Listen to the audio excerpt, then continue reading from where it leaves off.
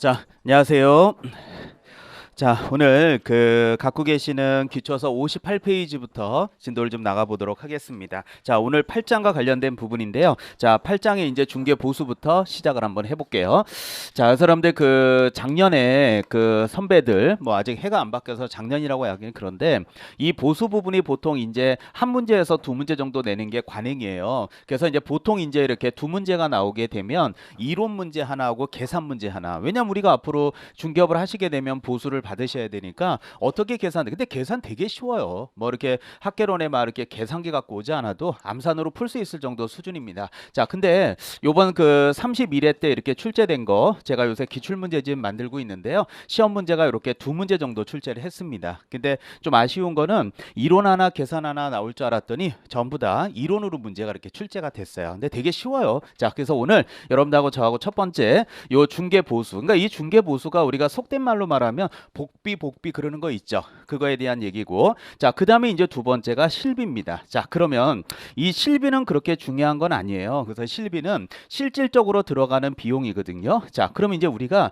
실질적으로 들어가는 비용이 뭔지를 자, 얘기를 해보고 싶은데, 자, 우리 뭐 오늘 촬영하는 강남은 뭐 출석률이 너무 좋아가지고 뭐 많이 빠지고 그러지 않아서 뭐 그런데 이게 이제 사실 여러분들도 이제 초반이라 그렇지만 이게 이제 듣다 보면 야, 이건 뭐 그냥 혼자 할 수 있겠는데 이런 생각을 할 수도 있어요. 근데 사실 이게 생각하는 것보다 그렇게 쉽지는 않거든요. 자, 열심히 해야 되는 공부기 때문에 자, 아직까지 그냥 아무것도 없는 백지 상태에서 야, 내가 이건 뭐 한두 달 하면 내가 못 붙을 줄 알아 이런 생각이 든다면 제가 문제를 한번 출제해 볼 테니까 한번 대답해 보시기 바랍니다. 자, 그럼 문제 한번 출제해 볼게요. 자, 일단 실비는 뭐라고요? 실질적으로 들어가는 비용. 다시 한번. 실비가 뭐라고요? 실질적으로 들어가는 비용. 그러게 열심히 그냥 따라하다 보면 그냥 애워져요. 예. 그러면서 이제 마지막에 제가 5월부터는 바짝 피치 올릴게요. 자, 그러면서 이제 제가 그럼 실비가 제일 중요하지 않으니까 먼저 터치하고 여기에서 시험 문제가 거의 대부분 출제를 해요. 여기다 다 할애하겠습니다. 자, 그러면 실무를 하다 보면 여러분들 중개사무실에서 중개업자, 즉 개업공인중개사가 여러분한테 등기부 보여주면서 이만저만 설명해 주는 거 많이 보셨죠? 자, 등기부. 그럼 이제 등기부를 띄웠는데, 자, 이제 이걸 그림으로 한번 제가 표출을 해볼게요. 자, 매도인하고 매수인하고 사이에서 이제 개공이가 자, 도움을 주게 되는 경우가 생기는데, 중요한 건 개공이가 자, 이 등기부를 뜰 때, 요거 제가 실무할 때 얘기 잠깐 해드릴까요? 선생님, 그러면 등기부를 어디 가서 띄면 가장 적은 돈으로 가장 안전하게 뛸 수 있는지 좋은 팁을 주십시오라고 한다라면 대법원 사이트에 딱 들어가면요, 이 등기부를 띨 때 열람용이 있고 발급용이 있어요. 근데 제가 이게 다 시행착오를 겪은 거예요. 제가 어떤 일이 있었냐면 대법원 사이트에 들어가서 이제 열람용이라고 딱 치고 결제를 합니다. 그 당시는 600원이었는데 요새 800원으로 오른 걸로 알고 있어요. 벌써 뭐 세월이 제가 오래됐으니까요. 근데 600원, 800원이 중요한 게 아니에요. 자, 그럼 열람용이면 어때요? 자, 돈 결제하고 나면 화면에 등기부가 열람용으로 뜰까요, 안 뜰까요? 뜨겠죠. 돈 냈으니까. 그럼 여기 이제 열람용 이렇게 조그만한 글씨가 뒤에 이렇게 보이면서 막 떠요. 뭐 갖고 울고 표제부 막 뜹니다. 그래서 열람용은 말 그대로 열람용이에요, 발급용이에요. 열람용이지. 그래서 열람을 했잖아, 제가. 이 집에 별로 없구나. 근데 이제 혹시라도 뭘 딴 걸 또 물어봐. 예를 들어서 고객이 가만히 있어봐. 그걸 안 받네? 그럼 어떻게? 열람용이니까 800원 내고 또 열람해요, 안 해요? 하죠. 아니 열람해야 되면 또 800원 내고 또 열람했어. 그리고 닫아. 그리고 다음에 또 열람해. 800원 또 내. 그러던 어느 날 여기 위에 보니까 프린트 그게 있더라고요. 그래서 제가 한번 눌러봤다. 나는 열람용은 열람만 되는 줄 알았거든. 그래갖고 프린트를 눌러보니까 이게 프린트가 되는 거야. 그것도 모르고 계속 볼 때마다 800원씩 낸 거야. 한 번 열고 800원 내고 에이 됐어 다 봤어 하면서 막 그걸 안 받네 또 800원 내고 또 보고 그러면 발급용이 그 당시 1200원인가 그랬는데 400원 아끼려다가 계속 돈을 쓰던 어느 날 이거를 누르니까 이게 프린트가 되는 거예요. 그러면 열람용하고 그 뭐 발급용의 차이가 뭐냐 그러면 화면 요 글씨 써 있는 뒤에 흐리흐리하게 글씨로 열람용 발급용 그게 써 있거든. 근데 사실 그게 우리 중개 실무할 때 중요한 건 아니잖아. 그 사실관계가 어떻게 되냐가 중요한 건데 다 제가 시행착오 겪어본 거예요. 여러분들도 혹시 등기부를 좀 띄어서 중개업자 말만 믿기 싫고 나도 이제 등기법을 배웠으면 한번 해보겠다 그러면 열람용으로 띄워보시면 돼요. 이게 제일 싼 돈으로 가장 안전하게 뛸 수 있는 거예요. 그냥 허접한 데가 뛰지 마시고. 자, 좋습니다. 그러면 얼마가 들어갔다고요? 그래. 그럼 800원이면 실질적으로 들어간 비용이니까 800원을 받으면 되는 거야. 자, 그런데 이제 시험이라는 거는 결국 이런 거지 뭐. 이걸 누가 이해하라고 문제 내겠어요. 시험이니까. 자, 이제 개공이가 800원 받아야 되겠죠. 자, 이제 여러분이 판단하세요. 매도인한테 야, 너 매도인 일로 와. 네. 야, 내가 지금 800원 썼잖아. 너 네 집 팔아주려고 내가 등기부 띈 거야. 그 800원은 네가 줘야 될 거 아니야. 1번. 아, 나 참. 선생님, 아 무슨 소리 하는 거예요? 등기부에 떼갖고 이 집에 은행융자 있냐 없냐 설명하려고 뛴 거 아닙니까? 그러면 결국 매수인이 받잖아요. 그럼 매수인이 받으니까 매수인이 돈을 내야죠. 무슨 소리 하시는 거예요? 에이, 나 참. 아, 이 집 팔아주려고 뛴 거 아닙니까 지금? 하면서 1번과 2번이 경합되기 시작하는 거예요. 그러면서 이제 모의고사나 시험 문제에서는 물어보기 시작해요. 자, 근데 여러분의 지금의 눈빛은 빨리 답을 말해 하는 눈빛을 저에게 보여주고 있어요. 자, 그럴 때는 손들기 게임으로 한번 해볼게요.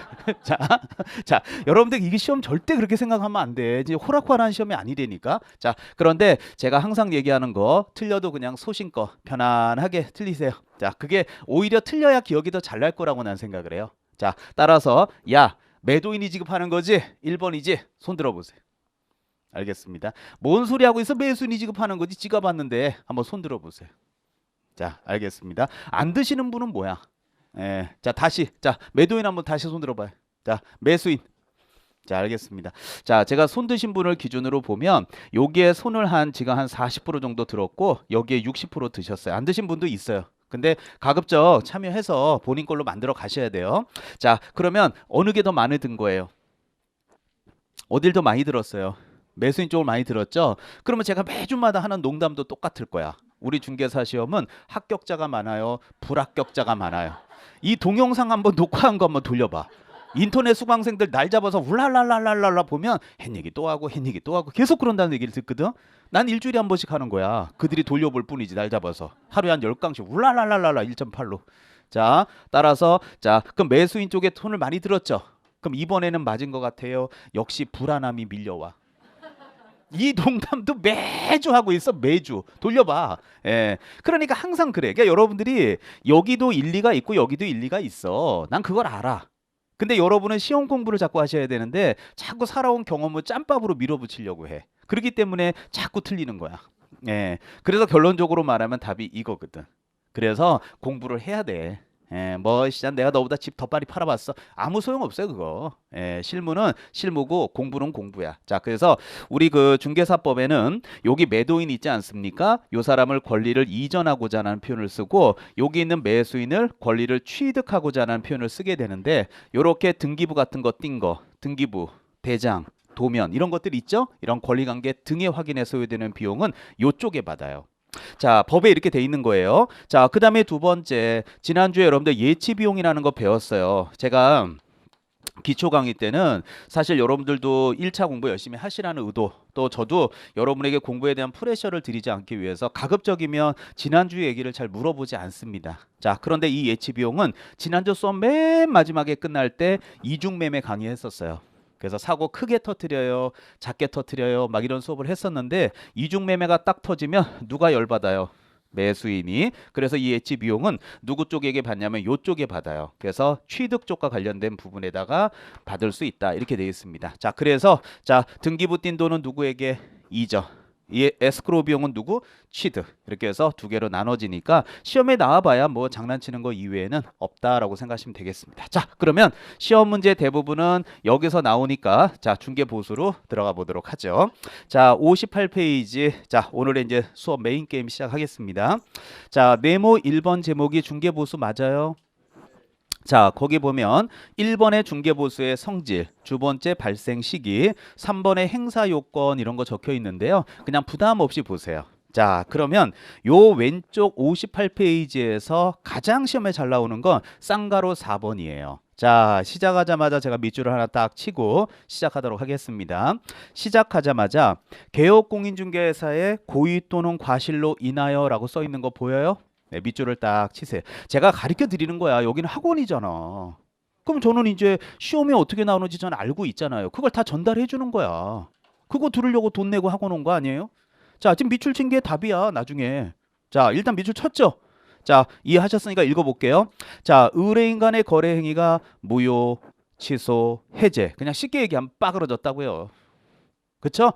빠그러졌어. 그럴 때에는 중개보수를 받을 수 없고 중개보수 청구권은 뭐 한다? 소멸한다. 그래요. 자, 그러면 제가 그냥 간단하게 얘기할 수도 있지만 이제 수업에 좀 재미를 주기 위해서 사실은 좀 이런 예례 사례들을 많이 들어드리니까 그 사례를 한번 들어보시고 판단하십시오.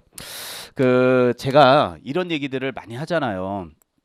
나중에 여러분들 자격증 따고 꼭 실무를 해보고 싶은 생각이 있다라고 한다라면 좀 많은 경험을 좀 쌓은 다음에 오픈을 하시면 시행착오를 줄일 수 있다. 자, 아주 흔한 사례를 한번 제가 만들어 볼 테니까 여러분이 한번 판단해 보십시오. 자, 이 동네 오늘 강남에 왔으면 자, 주택 10억만 할게요. 요새 뭐 서울특별시 주택 평균가가 15억이기 때문에 10억짜리 주택이 과거에는 우와, 니네 집 비싸구나 이럴 수 있지만 요새는 뭐 평균 가격도 안 되는 가격이에요. 그러니까 우와 할 정도 가격도 아닌 것 같아요. 자, 그러면 여기 매수인하고 관계에서 이렇게 신하는 개업 공인중개사가 다리 역할을 해줬어요. 자, 그러면 지난주에 공인중개사법 25조 확인 설명, 공인중개사법 제26조 거래계약서 작성을 강의를 했습니다. 자, 그러면 매매계약서를 딱 작성하고 나서 뭐 서울특별시 강남구 역삼동 땡땡 아파트 이렇게 썼을 거고 계약금, 중도금, 잔금 이렇게 쓰겠죠. 보통 계약금은요 법적으로 10%가 아니라 관행상 10%예요. 보통 그래요. 그리고 중도금은 관행상 보통 한 30에서 40% 정도를 관행상 중도금으로 봐요. 통내가 법에 정해져 있는 건 아니에요. 잔금은 나머지 금액이겠죠. 그쵸? 그러면 이 보통 계약금을 자 이게 10억이라면 계약금은 얼마가 되는 거예요? 1억. 자, 그럼 이것만 갖고 수업할게요. 사실 여러분들 이 계약금은 있잖아요. 이 민법에서 나중에 여러분들이 제가 매주 얘기하잖아. 민법 공부 열심히 하라고. 사실 이 계약금이 굉장히 실무에서는 중요하거든요. 자, 실사례를 한번 제가 들어서 분쟁 사례를 만들어 볼게요. 자, 여기 있는 B가 계약서를 쓰는 날 계약금을 얼마 건넸어요? 그래, 1억 건넸잖아. 그러면 여기 이제 개공인은 이 계약을 하기 전까지 설명도 다 해주고 집도 여러 차례 보여주고 계약서도 써주고 커피도 대접하고 나름대로 다 해서 이제 드디어 1억을 건네고 계약서를 썼습니다. 그래서 이제 좋게 딱 마무리되고 이제 드디어 개공이도 야, 2달 매달려서 드디어 한 건 했구나. 좋아. 서로 딱 분위기 좋았는데 그날 저녁에 여기 있는 B가 남편하고 대판 싸운 거야. 야, 그거 집 사지 말라니까 왜 샀냐고. 그래가지고 이제 여기는 B가 다음날 연락 오겠죠. 와가지고 여기는 C한테 아유 죄송한데요. 어저께 제가 1억 건네고 계약했는데 그냥 못할 것 같아요. 이런 전화가 올까요? 네가 만들었 얘기일까요? 이런 일이 비일비재할 것 같지 않아요? 그래요. 그러면 개공이가 여기 매도인한테 연락을 합니다. 연락을 해가지고 매도인님, 어저께 매수인이 계약하신 거 그냥 계약을 좀 안 했으면 좋겠다고 하는데 계약금 1억 받으신 거 그대로 돌려주시면 어떨까요? 그리고 전화할 수 있죠. 그럼 여기 있는 A는요 C에게 알았습니다. 그럴 것 같아요. 아니 내가 왜 돌려주냐고. 지가 안 사면 지가 포기하면 되지 뭘 내가 그거를 왜 돌려야 돼? 그 이유를 모르겠네요. 이러고 전화 올걸? 그럼 여기는 C가 B한테 전화하면 B는 뭐라 그래? 아니 하루도 안 지났는데 그거 뭘 1억을 가져가 말도 안 되는 소리 하냐고 지금. 그럼 C한테 당신이 그런 걸 받아줘야지 가운데서 다리 역할 안 하고 뭐 하냐고 지금 당신 하는 일이 뭐냐고. 그럼 여기서 이제 C가 또 A한테 전화하면 A는 아니 당신은 도대체 학원 다닐 때 민법 공부를 한 거냐고 안 한 거냐고. 심정국이한테 뭐 배웠냐고 지금. 그럼 여기 있는 C는 개로로로 커버했다고 이 형방. 그럼 맨날 싸우는 거야. 뭐 씨알 뭐 니들이 뭐 어쩌라고. 자 이러는 거야. 근데 내가 지금 웃으라고 하는 소리가 아니라 이런 일이 벌어지지 않겠어요? 안 그럴 것 같아요? 제 수업 시간에만 있는 게 아니라니까 허구한 날 벌어지는 거야. 그럼 여기는 B는 B대. 여러분이 B라고 생각해봐. 하룻밤에 1억이 날아가잖아. 1억이 적어? 그럼 여기는 C는 너 같으면 돌려주겠냐? 당신 때문에 집도 안 팔았는데 왜 지금 와서 그따고 해서 난 못 돌려준다고. B 그럼 법대로 하자고. A 맘대로 하라고. 난 못 돌려준다고. 이런 거야. 그래서 제가 할 수 있는 말이 뭐냐면 이렇게 이제 여러분이 제가 그러면 저도 이제 중개업을 해본 입장에서 어떻게 여러분들 이런 일을 겪겠죠. 그럼 제가 팁만 드릴게요. 팁만. 에듀윌 유료 회원만의 명품 자료 서비스.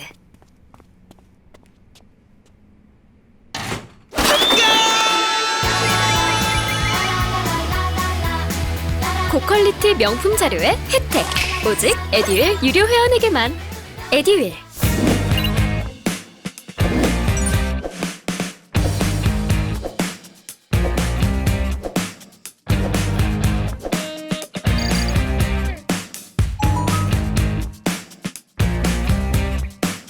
야, 임선정. 그럼 너 같으면 만약에 이런 계약을 할 때 금액이 계약금이 꽤 그래도 우리가 봤을 때 속념상 포기하기에는 꽤 큰 금액이잖아요. 1억을 떡 싸서 드세요. 그럴 수 있어? 1,000만 원도 좀 아까워서 못 주는데 100만 원도 지금 열받아서 씩씩거릴 판에 어떻게 너 같으면 계약서를 쓰겠냐 그럴 수 있는데 제가 팁만 드릴게요. 앞으로 이제 민법을 배울 때 이 매매 계약법에 가서 계약금은 해약금이라는 게 있고 위약금이라는 게 있거든요. 제가 만약에 중개업자라면 저는 여기 특약 조건에다가 계약금을 위약금 조항을 넣을 겁니다. 그래서 이렇게 B가 계약을 안 하게 되면 몰수한다라고 읽어드리고 도장 찍으세요 하고 도장 찍게 만들 거야. 그럼 얘는 분명히 알았다고 찍었지. 강남집 잘 샀으니까. 근데 다음날 안 사고 싶으면 어떻게 하면 돼? 몰수한다. 그리고 도장 찍었지. 그러면 이 계약서 들고 법원 앞에 그냥 변호사 사무실 쫓아가 갖고 이게 맞는 거냐고 난리를 피겠지. 그럼 변호사가 읽어보면 아, 위약금 조항 맞네요. 어쩔 수 없이 포기하셔야 돼요. 하면 개공이한테 전화 와서 쌍욕을 해요. 안 따지더래. 안 따지겠지. 깔끔하잖아.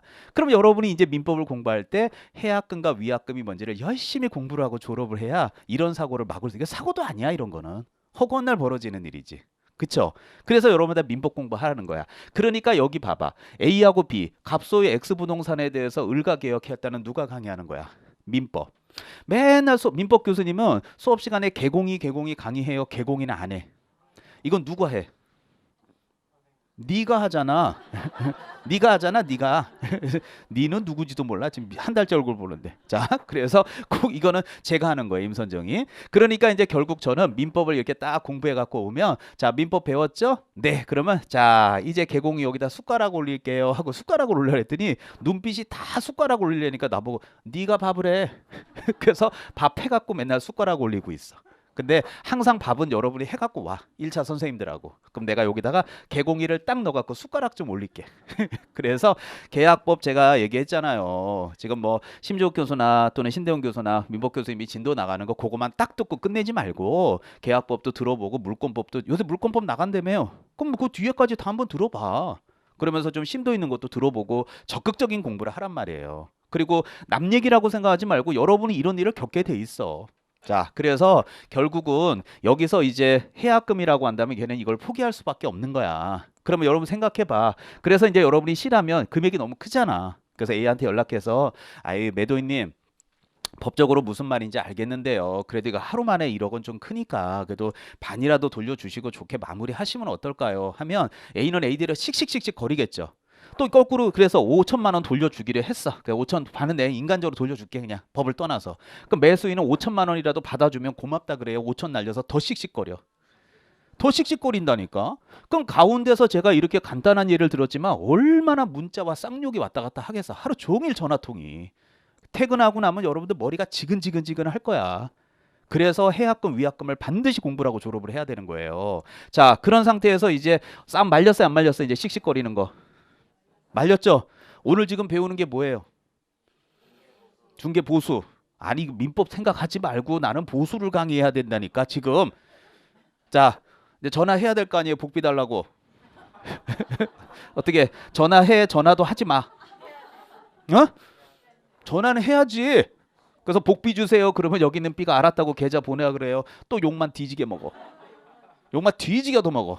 여기다 전화해서 아니 그래도 복비는 주셔야 되는 거 아니냐고. 그럼 알았다 그래요. 당신 때문에 내가 지금 5천만 원을 주는데 무슨 나한테 당신이 무슨 그따구 소리 하냐고. 안 줘도 되는 거 줬는데 왜 나한테 그 얘기하냐고 하고 어떻게 알았다고 보내줘요. 또 욕만 뒤지게 먹어요. 그럼 다음날 퇴근하고 나면 어때요? 더 열심히 해야 돼요. 내 갈 길은 아니야. 이게 실무야. 제가 만들어낸 것 같아요? 이런 일은 허구한 날 벌어지는 일이야 실무에서. 근데 이런 거를 잘 적응하려면 그만큼 이런 법적 지식이 있고 충분히 이런 사례들을 시험을 해서 사장님이 어떻게 해결하나 잘 보고 경험 쌓고 하라는 게 바로 이런 뜻이에요. 무슨 말 이해 가죠? 아주 쉬운 예입니다. 그래서 이런 어떤 책임감을 가지고 그냥 공부라고 생각하지 말고 이렇게 민법적 지식을 알아가는 걸 정말 재밌잖아. 그럼 알아가면서 얼마나 좋아. 그럼 여러분이 나중에 앞으로 집을 팔던 사던 집주인이든 세입자든 계약을 한다 그래도 분명히 여러분한테 도움되는 건 사실이야. 그렇다면 꼭 자격증 따서 중개업을 하지 않아도 살면서 정말 좋은 지식들 배우는 거예요. 1년 동안. 저는 그리 생각합니다. 자, 그러면 지금 일단은 이 그림에서는 개공이가 잘못한 게 있어요? 개공이는 잘못한 게 없어? 없지. 그러니까 여러분들 거기 봐봐. 지금 내가 밑줄 친 게 시험이라는 게 그거야. 거기 보시면 알겠지만 개공위에 고의과실이 있어요. 지금 이 그림은 고의과실이 없어.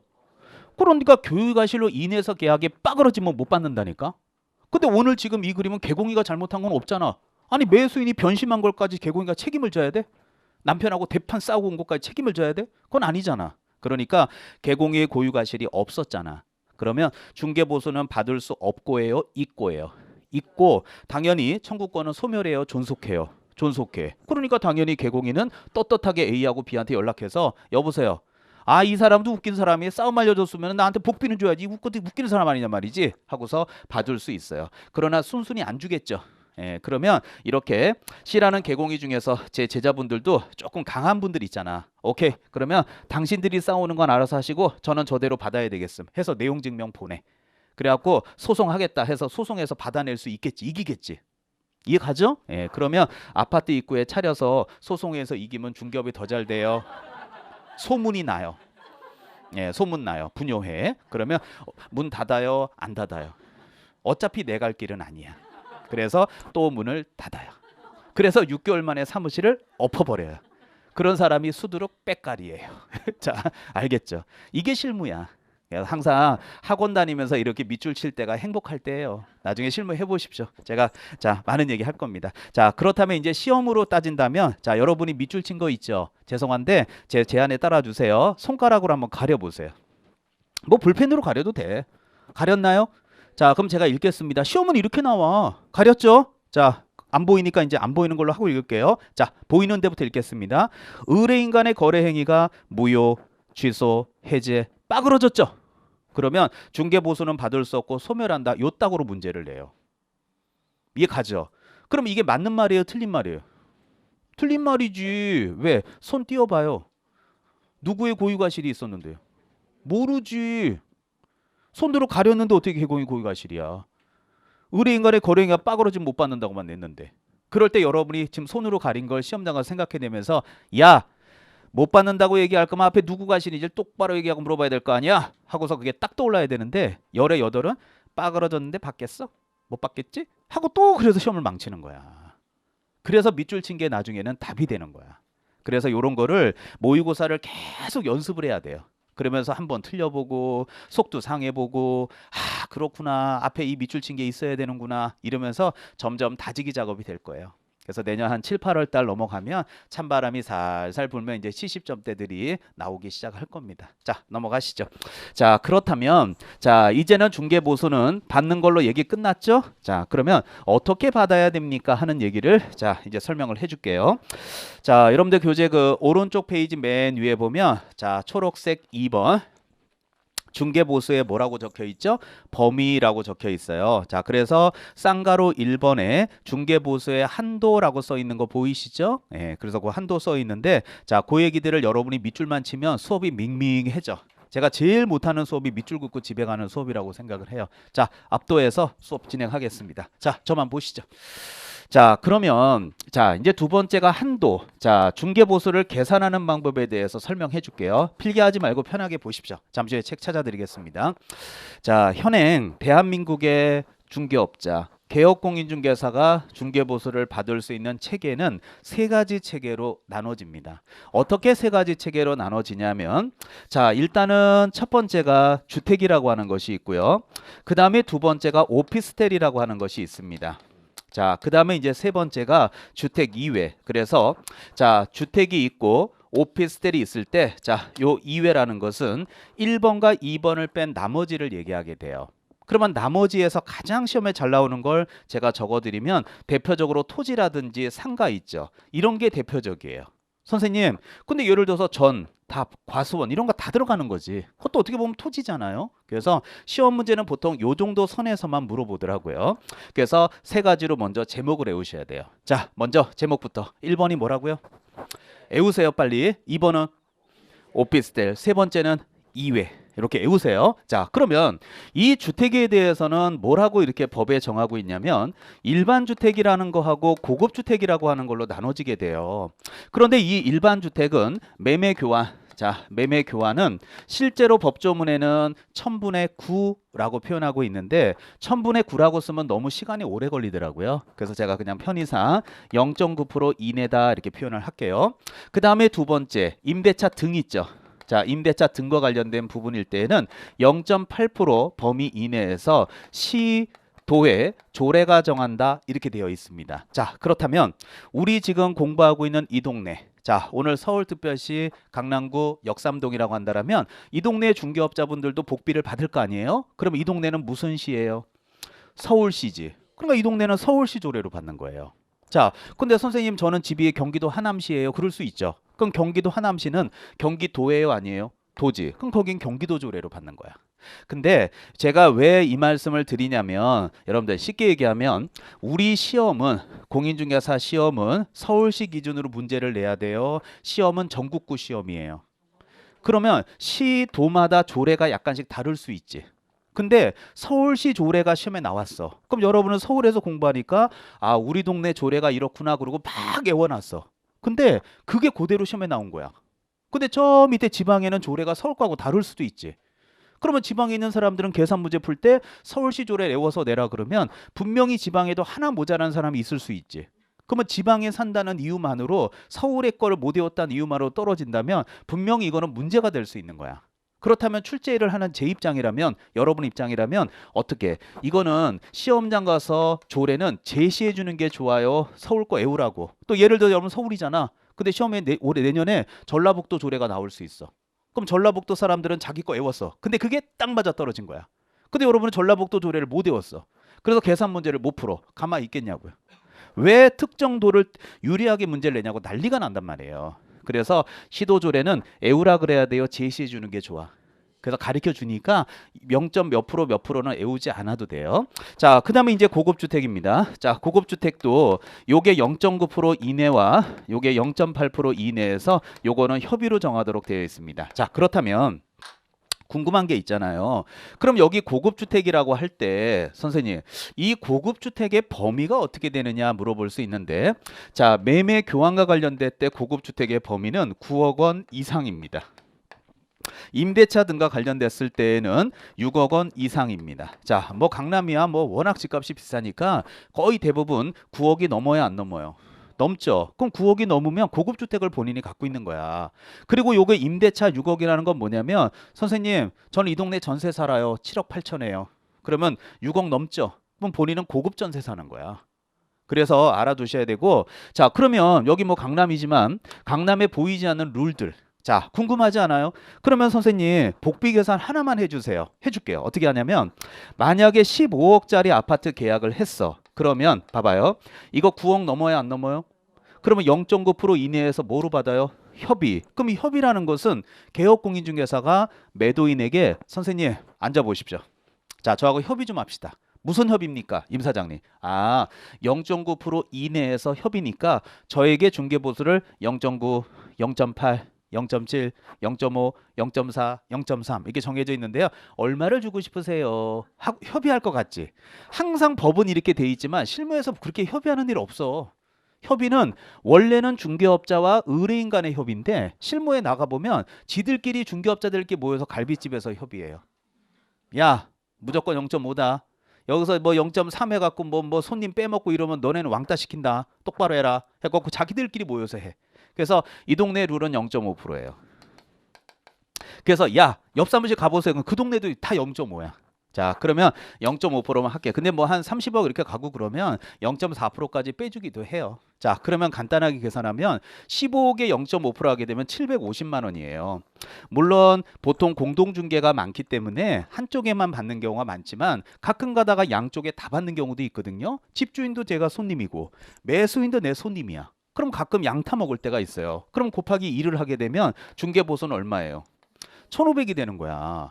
그럼 여러분들 제가 이렇게 간단하게 적어놨지만 어때요? 국토교통부 장관 저번에 얘기하는 거 들으셨잖아요. 중개보수 좀 너무 비싸다. 좀 조율해야 되는 거 아니냐. 그런 얘기가 나오는 게 사실은 봐봐요. 예전에 이게 집이 막 10억, 뭐 9억 5천 이렇게 하던 게 막 15억이 돼버리니까 복비가 너무 올라가잖아. 그럼 여러분들 지금 이게 750이라고 놓고 한번 보자. 자, 그럼 우리 사회통념상 사회생활 하시는 분의 웬만한 분들 월급이라고 생각해 보자. 한 달에 뭐 400, 500, 500, 600 번다 치자. 그러면 750을 복비로 줘야 된다면 어떻게 보면 한 달 월급 다 나갈 수도 있죠. 그러면 어떻게? 너무 많이 받는 것 같아요? 너무 적게 받는 것 같아요? 이 정도는 받아야 돼요. 저는 정보가 곧 합격이라고 생각해요. 기출문제 특강이나 모의고사 자료집을 주시는 것도 좋았고 그 중에서 제일 좋았던 건 교수님의 쪽집게 정보였어요. 약간 합격을 위한 종합 패키지 선물을 받는 그런 느낌? 애들 유료 회원 꼭 추천합니다. 아니, 받을 생각만 하지 말고 줄 생각도 좀 하고, 받을 때는 이 정도는 받아야지, 줄 때는 너무 많아, 이런 일관성 없는 대답하지 말고 주고받을 때 객관적으로 볼 때 어때요? 우리가 한 달에 받는 월급을 생각해 본다면 어떻게 보면 월급보다 더 크지 않을까요? 한 달 실수령액이 750이 되려면 연봉 1억은 비수로 넘어야 돼요. 근데 여기 연봉 1억 안 되는 사람이 수록인데 뭐 한 달 월급 맞벌이해서 다 갖다 월급 복비 내야 되잖아. 그럼 그 달은 애들 학원도 못 보내고 손가락 빨고 죽어버려야 돼. 너무 크잖아. 물론 뭐 여유 있게 사니까. 그래서 어떻게 보면 좀 조율해야 되는 거 아니냐 얘기 나오는 게 이런 부분들 때문에 그래요. 자, 그다음에 이제 두 번째입니다. 자, 오피스텔은 또 어떻게 나눠지냐면 오피스텔은 주거용 오피스텔하고 업무용, 사무용 오피스텔로 나눠져요. 근데 원래 여러분들 알겠지만 이 오피스라고 하는 단어는 원래 이게 주택이에요, 사무실이에요, 오피스. 그래. 원래는 이게 오피스라는 말 자체가 사무실이야. 그런데 젊은 친구들이 오피스텔을 얻어가지고 그냥 일하면서 프리랜서로 일하면서 그냥 거기서 먹고 자고 해버리는 거야. 그러다 보니까 그게 주거용으로 변질이 돼버리는 거야. 그래서 원래는 업무용이야, 오피스는. 그래서 이렇게 업무용으로 할 때는 복비가 많이 나오는데 젊은 친구들이 주거용으로 많이 쓰다 보니까 오피스텔을 주거용으로 별도로 쪼갠 거야. 자, 그러면 이제 주거용 오피스텔의 기준이 뭐냐면 쓰지 말고 그냥 편하게 보세요. 전용 면적이 85제곱미터 이하로서 상하수도 시설에다가 전용 입식 부엌에다가 수세식 화장실에다가 목욕 시설이 있죠. 이 지금 제가 적은 5가지 요건을 모두 충족하면 주거용 오피스텔이야. 근데 이 중에 하나라도 삐끗 업무용으로 가는 거야. 하나라도 삐끗했다가는. 그러면 결국 주거용 오피스텔일 때에는 아까 제가 여기 얘기했죠. 자, 보통 몇 프로 받아요? 그치. 그래서 매매 교환은 0.5%를 받아요. 매매 교환은 0.5%.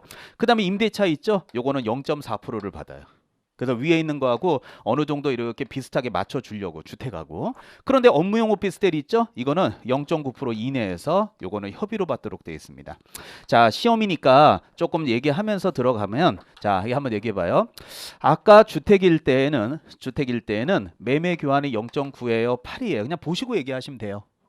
0.9죠? 자, 임대차 등은 0.9예요, 8이에요. 8이지. 근데 여기 업무용 오피스텔은 여기다 제가 매매냐 교환이냐 임대차냐 안 썼죠. 그 말은 매매나 교환이든 임대차든 상관없이 0.9% 이내 협의야. 그러면 자, 말씀드렸으니까 임대차는 0.9예요, 0.8이에요. 그냥 보고 얘기하세요. 0.9. 아까 주택일 때는 0. 그래. 그럼 이거 시험에 장난치는 거지 뭐. 근데 뭐 9 아니면 8이야. 앞으로 11개월 남았어.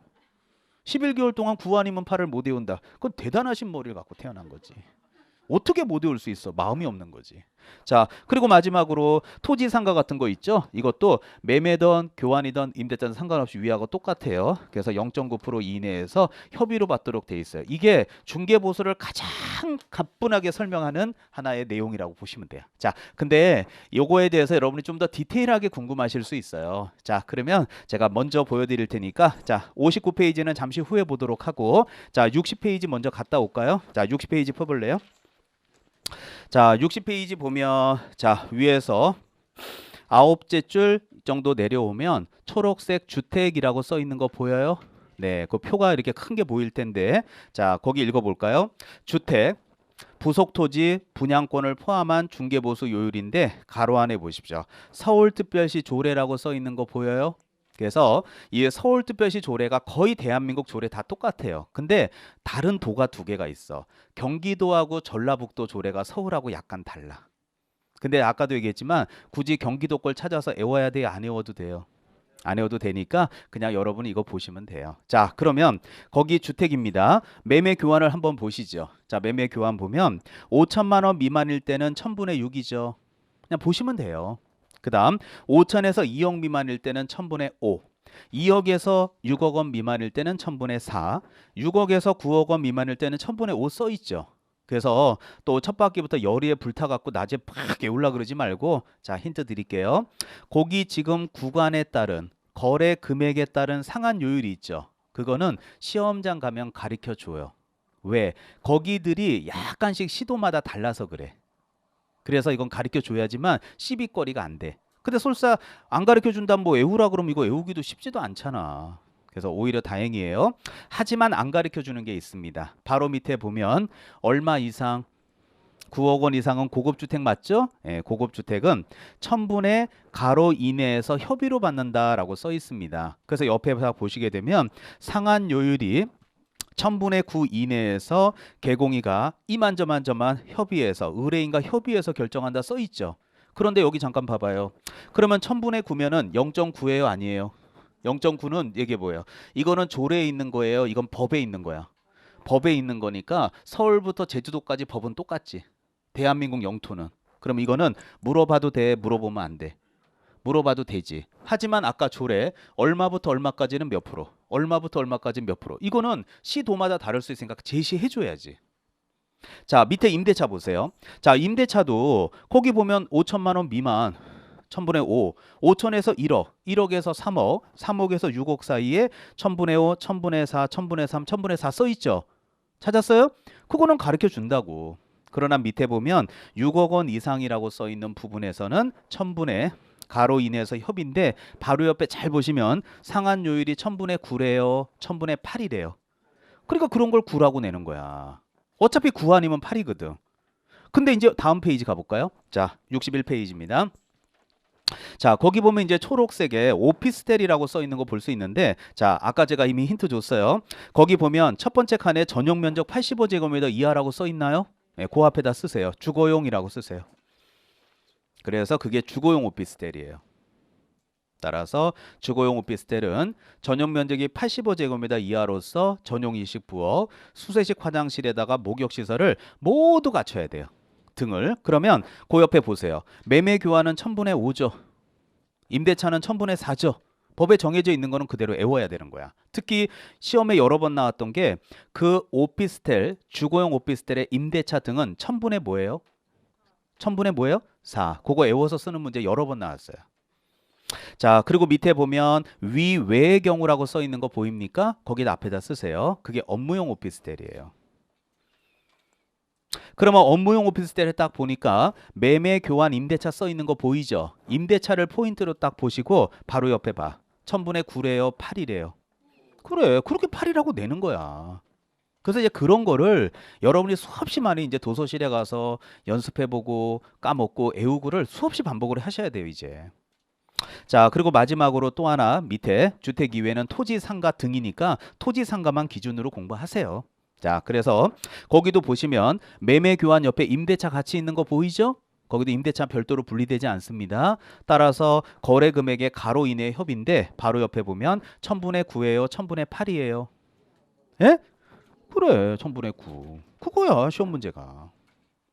그래서 자 9 아니면 8인 거 알아두시면 되겠습니다. 됐나요? 네. 자 그러면 앞으로 잠깐 넘어오시죠. 자 59페이지. 자 오늘 이런 얘기들은 제가 꼭 좀 해주고 싶어요. 자 뭐냐면은, 자 여러분들이 이제 그 수업을 뭐 매주마다 제가 빠지지 마시고 오셔라라고 했을 때 뭐 들어보면 사실은 뭐 저야 오래 강의를 했으니까 여러분들 다 이해시킬 만큼 강의를 하잖아요. 자 근데 혼자서 공부하는 게 얼마나 어려운지 제가 한번 보여드릴게요. 자 초록색 3번 보시죠. 자 초록색 3번에 보면 보수의 무슨 시기? 지급 시기. 그래서 보수의 지급 시기는 개공이와 의뢰인 간의 뭐에 의해요? 약정에 의합니다. 그래서 임사장, 네 계약만 되면 내가 계약서 쓰는 날 중개보수 반은 줄게. 감사합니다 박 사장님. 그래도 된다 그 뜻이에요. 하지만 여러분이 그동안 관행상 중개보수 언제 주셨어요? 그동안 이사 다니실 때. 잔금 때. 거기 써 있잖아요. 거래대금 지급이 완료된 날. 그게 잔금 때야. 자, 그렇다면 밑에 자, 초록색 4번 가서 제가 제안을 할게요. 자, 우리 여기 인강 촬영 중이니까 인터넷으로 공부하시는 분이나 지금 현장에 계시는 분들이나 자, 거기 중개보수 계산에서 오늘 기초 때 제가 꼭 얘기해 주신 게 하나 있거든요. 그게 3번입니다. 동그라미 3번. 자, 거기 여러분이 한번 속으로 읽어 보시죠. 자, 잠깐만 30초만 시간 드릴게요. 자, 우리 인강분들도 한번 읽어 보세요. 자, 정말 많은 분들이 틀리는 데가 거기거든요. 특히 셋째 줄 가운데 답안부터 잘 읽어보세요.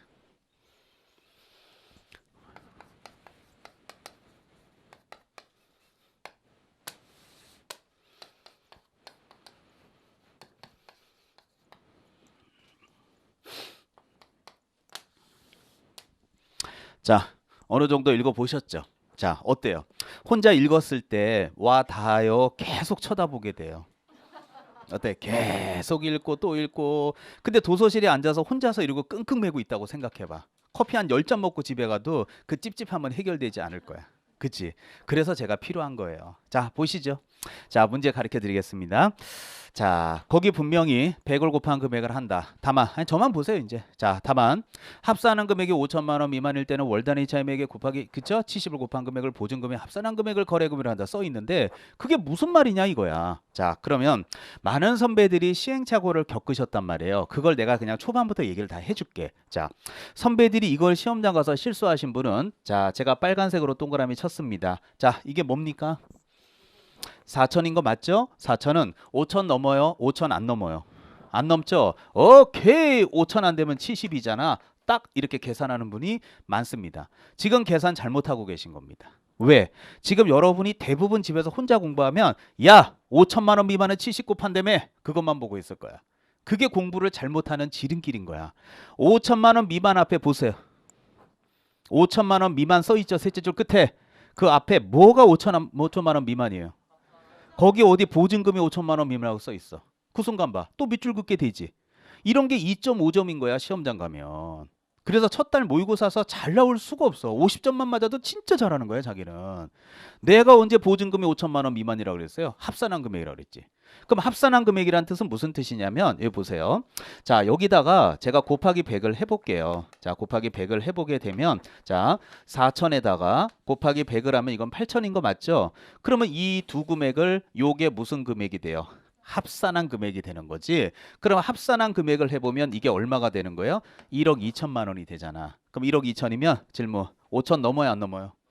넘는데 여기다 70을 곱하고 있단 말이야.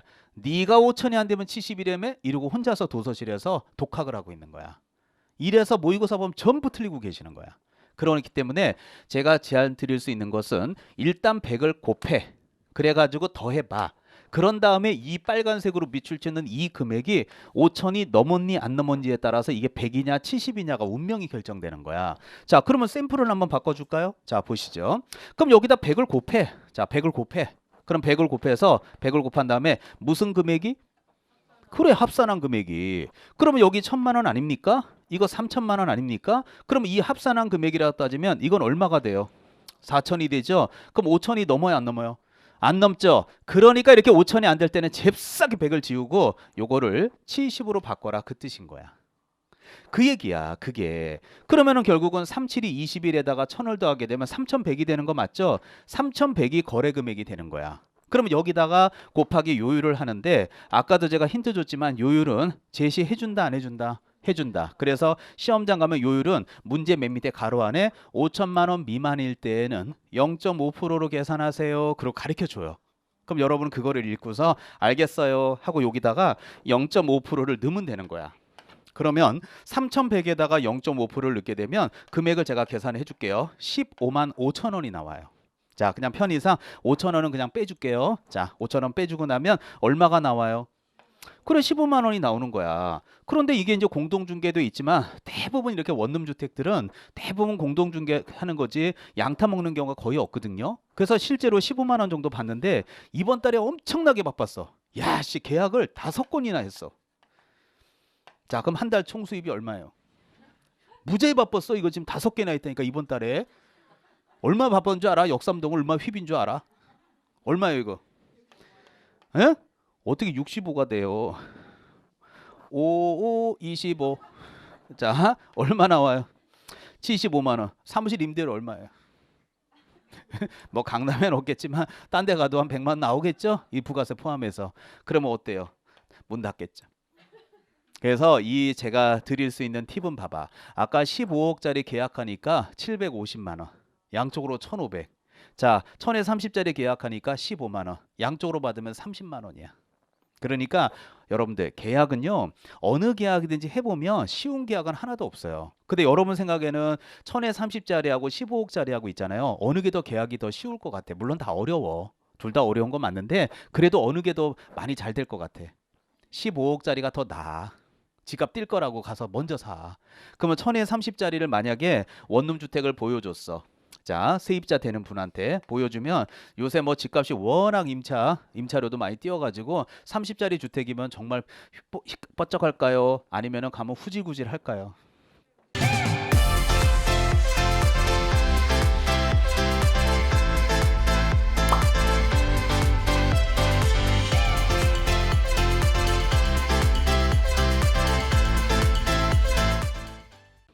후질구질 하겠죠. 그럼 세입자가 후질구질해도 월세 싸니까 들어갈 것 같아요. 이건 아니에요. 그래서 분명히 역삼독 바닥을 휘비고 다닐 거야. 그래서 집주인한테 도배해달라, 장판해달라, 샤시 바꿔달라, 화장실 변기는 바꿔줘야지 너무한 거냐, 다 깨져가지고 하면은 이거 한 달 월세 해서 1년 해보면 360이죠? 그럼 수리비로 다 들어가. 근데 여러분이 집주인이라면 1년째 수리비 다 넣고 해주겠어? 들어오기 싫으면 말아. 야, 너 아니래도 많아. 이렇게 싸게 해주는데 뭘 다 해달라 그래? 그러고 안 해줘. 그렇다고 세입자가 계약할게요 그럴 것 같아? 딴 거 보여달라 그러지. 그래서 계약하기 더 어려워. 그래서 나중에 혹시라도 실무할 계기가 있으면 돈 되는 지역 가서 중개업을 하세요. 알겠죠? 예, 이거 5개 해봐야 절대 돈 못 벌어요. 예, 그렇게 계산이 됩니다. 그러니까 이게 중개 보수가 좀 많이 나오는 구간이 있고 적게 나오는 구간이 있는데 임대차는 아직까지는 그렇게 돈이 많이 안 돼요. 전세는 좀 돼, 사실은. 그래서 매매나 전세들, 자, 그렇게 알아두시면 되겠습니다. 자, 나머지는 자, 오늘 생략하겠습니다. 자, 61페이지 그냥 하나만 보고 넘어갈까요? 자, 61페이지 보면 자, 거기에 실비라고 적혀 있는 거 보여요? 자, 그래서 아까 얘기했죠. 권리관계 등의 확인에 소요되는 실비. 그래서 집주인 쪽에 받는다. 그거를 매도나 임대, 그들을 퉁 쳐서 뭐 하고자 하는 자? 이전하고자. 그 다음에 아까 반환채무 이행의 보장에 소요되는 실비는 누구한테 받는다? 취득. 그래서 아까 제가 시작하자마자 물어봤던 게 그 얘기였습니다. 자, 넘기시죠. 자, 오늘 구장 얘기 초반까지만 하고 잠깐 쉬겠습니다. 자, 이제 여러분들 구장에 관련된 부분은 그 협회라든지 그 다음에 이제 교육이라든지 보칙 등 이렇게 내용으로 볼 수 있는데 그 작년에 나왔던 31회 시험 있죠. 자, 올해 최근에 협회 하나도 안 나왔고 교육 하나, 보칙은 2개 요 정도 출제했습니다. 근데 보통 이제 그 협회는 시험 문제가 많이 나오면 3문제까지 출제를 해요. 이거 뭐 협회를 이렇게 많이 주는지 잘 모르겠어요. 근데 또 어떨 때 열심히 해놓으면 하나도 안 나올 때도 있고 그래서 사실 이 협회는 좀 널뛰기예요. 그리고 여러분들 협회 이제 좀 이따 수업 들어보면 되게 지루할 거예요. 하지만 오해는 하지 마십시오. 저는 협회 관계자는 아니고요. 이제 시험에 나오는 것만 제가 딱 선별해서 강의하겠습니다. 자, 62페이지 보시죠. 자, 지금 현재 그 협회라고 돼 있는데 자, 1번의 설립 목적을 제가 읽어보겠습니다.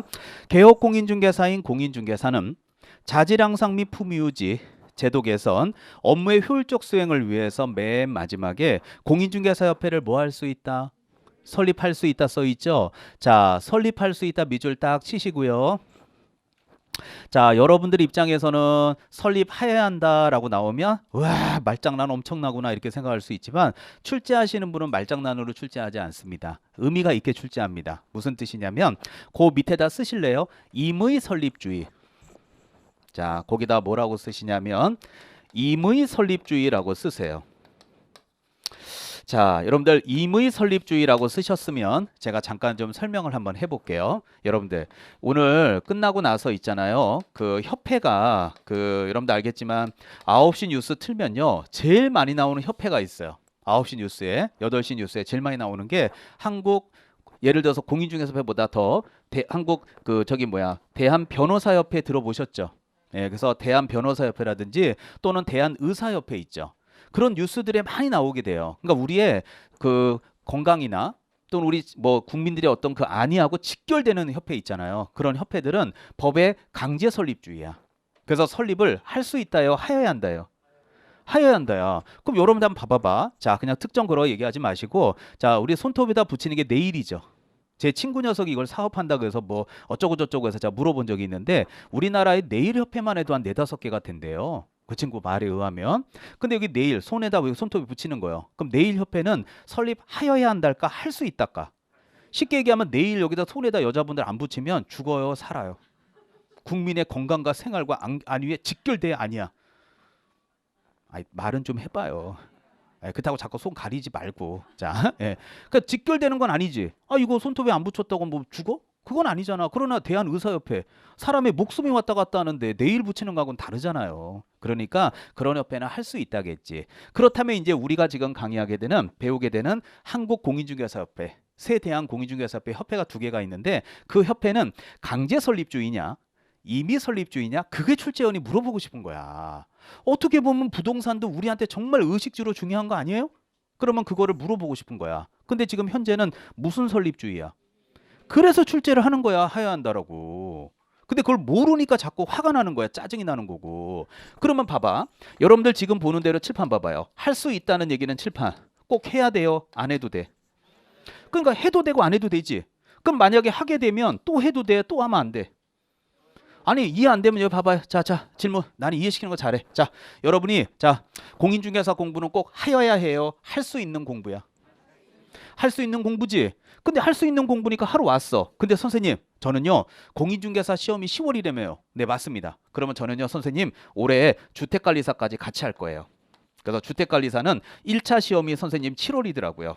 2차 시험이 선생님 9월이더라고요. 그리고 요거 딱 마무리 짓고 저는 공인중개사 시험을 10월에 볼 거예요. 그래서 올해는 저 선생님 무지하게 바쁜 한 해가 될 것 같아요. 하지마.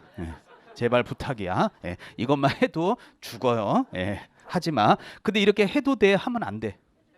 그러니까 할 수 있으니까 하는 거고, 해도 되니까 또 해도 돼. 그러니까 결국은 이게 바로 한국공인중개사 협회라고요. 그 다음에 이게 이제 새대한공인중개사 협회라고. 그러니까 결국은 이 말은 뭐냐면 복수협회제가 가능하다, 이렇게 문제 낼 수 있는 거야. 그렇다면 거기 어디 써 있어, 복수협회제? 그런 말을 할 수 있는 법적 근거가 바로 할 수 있다야. 그래서 초반에 딱 맥을 잘 잡아요. 이런 걸 하여야 한다고 낸다고 욕을 한다면은 본인은 그 협회에 대한 지식이 없어서 그런 거야. 자, 내려오시죠.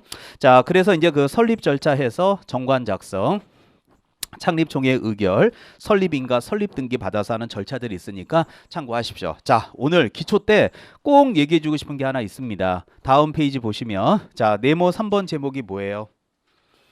자, 협회 업무죠. 근데 쭉 한 10줄 가까이 내려오면 형광펜이 칠해져 있죠. 그게 왜 형광펜 칠해져 있겠어요? 잘 나오니까. 당연하지. 왜 칠했겠습니까? 그러면 이 공제 사업이 가장 중요한 거거든요. 자, 그렇다면 제가 제안할게요.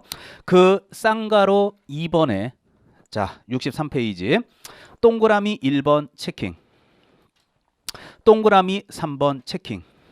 그리고 그 페이지 맨 밑으로 내려가면, 맨 밑에 내려갈 만큼 내려가면 동그라미 3번에 책임준비금 적립비율이라고 써 있나요? 체킹. 자, 체킹 해놓으시고 저를 보세요. 이거 되게 지루해. 그러니까 제가 확 휘어잡아서 한번 설명해 볼게요. 자, 칠판. 여러분들, 우리 그 협회 있잖아요. 협회는 비영리 사단법인이에요. 자, 그냥 편하게 들으세요. 자, 비영리 사단법인인데 여러분들 알겠지만 협회는 비영리 단체입니다. 그럼 아무리 비영리 단체라도요, 일정한 수익원은 있어야 직원들 월급은 줘요. 비영리 단체면 직원들은 무조건 무료 봉사에 손가락 빨고 죽어버려요. 근데 뭐 돈이 좀 있어야 비영리라도 운영이 될 거 아니야. 뭐라도 좀 돈이 있어야지. 그래서 당연히 거기에 따른 뭔가 비영리 사업을 합니다.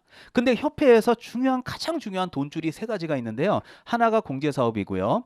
두 번째가 교육 사업이에요. 하나가 정보망 사업이고, 3가지가 가장 중요한 돈줄인데 이 셋 중에서 협회에서 가장 중요한 돈줄이 바로 공제 사업이에요. 그럼 이 공제 사업이 제일 중요한 협회 업무이기 때문에 시험 문제가 여러분이 앞으로 이제 협회에 직감적으로 관여하기 때문에 공제 사업에 대해서 되게 잘 물어봅니다. 왜 잘 물어보느냐? 여러분들 지난주에 업무 보증은 보험이 있고 제가 수업 시간에 공제가 있고 공탁이 있다는 얘기 수업한 거 기억나죠? 그러면 여러분은 거의 여기 99% 공인중개사인 개공이라면 공제를 1억 원 이상의 공제를 가입하는데 거의 99% 1억 원짜리 가입하지 1억 원 이상이라고 선생님 전 10억 원짜리 가입해서 하는 사람 거의 없어. 거의 실무에서 거의 1억이고 가끔 가다가 2억 가입하는 사람들 열에 하나 있을까 말까야. 거의 없어요. 그럼 1억 원짜리를 가입하면 공제료가 1년에 20만 원이 조금 안 돼요. 근데 그냥 머리 아프니까 20만 원으로 제가 수업을 진행을 할게요. 자, 이게 이제 오래된 데이터고 뭐 굳이 제가 협회에 뭐 들어가 가지고 1년에 얘네들이 얼마를 걷어들이고 얼마 쓰나 알아볼 수 있지만 그냥 편하게 하겠습니다. 자, 그렇다면 이 여러분이 내는 돈이 20만 원이지만 이 돈이 전국적으로 모이게 되면 굉장히 큰 돈이 되지 않을까요? 강남만 해도 중개업소가 얼마야? 근데 강남만 있어? 서울시에만 구가 25개 구예요. 대전, 대구, 울산, 광주, 제주까지 다 더해봐. 어마어마한 돈이 되거든요. 그래서 이 돈을 제가 한번 궁금해서 물어본 적이 있어요. 좀 몇 년 전이니까 그냥 참고만 합시다. 그래서 요게 200억이 넘더라고요. 자, 근데 머리 아프니까 200억만 딱 할게요. 그러면 그 해 한 7, 8년 전 얘기입니다. 그 사고가 터져서 공제료가 지급된 게 얼마입니까? 이것도 해마다 다를 수 있죠. 근데 제가 물어봤던 해에는 한 57억 정도 나갔다 그러더라고요. 그렇다면 200억의 현금이 들어오면 이거 전부 다 어떻게 하남시에 땅 사놔야 돼요. 현금 확보하고 있어야 돼. 그래서 이렇게 일정하게 현금 확보하고 있어야 되는 거 맞죠? 요 현금 확보하고 있는 것을 책임준비금이라고 표현하거든요. 그래서 우리 법에는 책임준비금은 자 공제료 수입액의 100분의 10 이상이어야 한다 이렇게 돼 있어요. 자, 그러면 연습해 봅시다. 아까 제가 200억인데 그 전년도에 57억이라 그랬죠. 그러자 협회 회장님이 야, 우리는 넉넉하게 한 70억 정도는 현금 확보하고 있자. 그럴 수 있죠. 그럼 70억이면 얘기해 봐요. 100분의 10이면 10%잖아. 그러면 200억에 10%면 얼마요? 20억보다는 그쵸? 자, 20억보다는 많이 확보해야 되는 거 맞죠? 그래서 여러 가지를 정해서 70억을 확보해 놨다 이렇게 되는 거야. 자, 그러면 그냥 한 번에 다 얘기해 줄게요.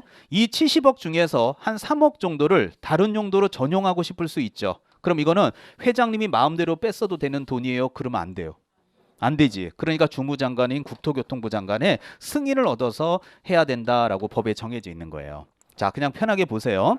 자, 그러면 200억이 들어왔어. 그러면 사고가 터져서 57억이 나갔어. 운영비로 80억을 썼어. 그러면 일정한 금액이 남아요, 안 남아요? 남지. 그러면 이렇게 얼마가 들어와서 얼마가 쓰고 얼마가 남았는지 이런 것들을 여러분이 가만히 생각해 보면 여러분이 20만 원씩 낸 공제 계약자죠. 공제 계약자예요, 아니에요? 그럼 여러분들은 여러분이 낸 돈이 어디에 쓰였는지 알아야 돼요. 20만 원 냈으니까 몰라도 돼요. 그러니까 얼마가 들어왔고 얼마를 썼고 얼마를 썼는지에 대한 운용 실적이 있죠. 그래서 이 운용 실적을 공시해야 됩니다. 그래서 매 회계연도 종료 후 3개월 이내에 공시하도록 법에 정해져 있는 거예요. 그러면 자 공시했어요 안 했어요 지금? 자 얘기해봐요. 했어요 안 했어요?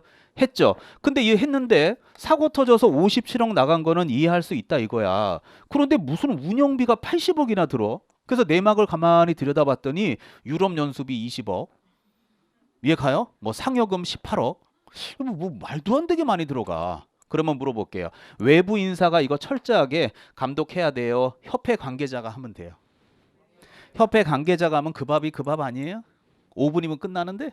그러니까 외부 인사가 해야 되니까 여기 주무부서는 국토교통부지만 외부 인사가 지도 감독을 해야 됩니다. 그래서 이렇게 철저하게 지도 감독을 해야 되는데 요거는 금융감독원장이 하도록 법에서 정해져 있습니다. 그러니까 이런 것들을 가지고서 그냥 시험 문제를 한 문제 정도 물어보는 거예요. 여러분하고 직결되기 때문에. 자, 그러면 제가 한 얘기들을 제가 교재로 찾아드리고 잠깐 쉬도록 하겠습니다. 자, 63페이지 쌍가로 2번 공제사업 동그라미 1번 체킹했죠? 자 읽겠습니다. 협회는 공제사업을 하고 할 때는 공제규정을 제정해서 국장의 승인 얻어야 돼 안 얻어야 돼요? 얻어야 돼요. 그리고 변경할 때도 또한 같아요. 자 3번 체킹해드렸죠?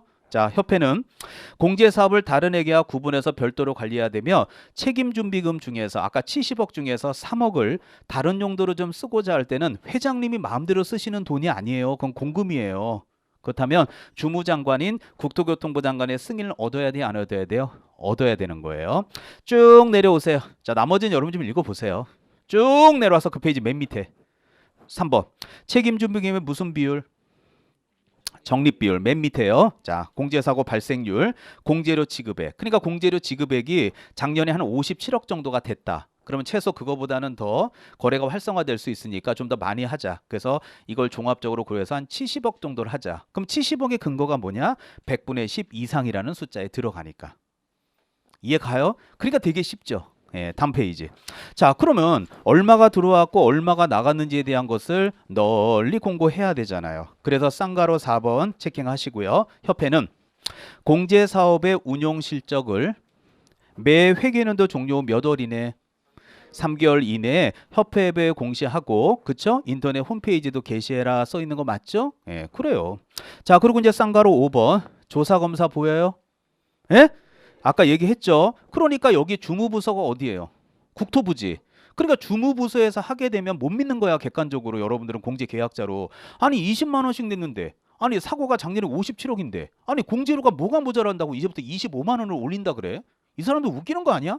그러니까 외부 인사가 해야지. 그래서 자, 금융위원회 설치 등에 관한 법률에 따른 누구는 금융감독원장은, 하지만 형식적인 요건으로 국장의 요청은 있어야 되겠죠. 주무관서 장에게 얘기도 안 하고 금융감독원장이 협회에 들어와. 왜요? 지나가다 심심해서 들어왔어요. 이러면 안 되잖아. 그래서 국장의 요청이 있을 때에는 공제사업을 조사, 검사할 수 있다. 이렇게 해야 투명해지는 거야.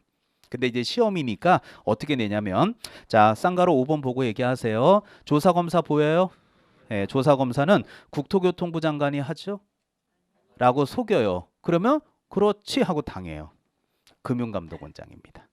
예, 그런 것들이 이제 그동안 시험 문제에서 많이 출제했던 부분들이에요.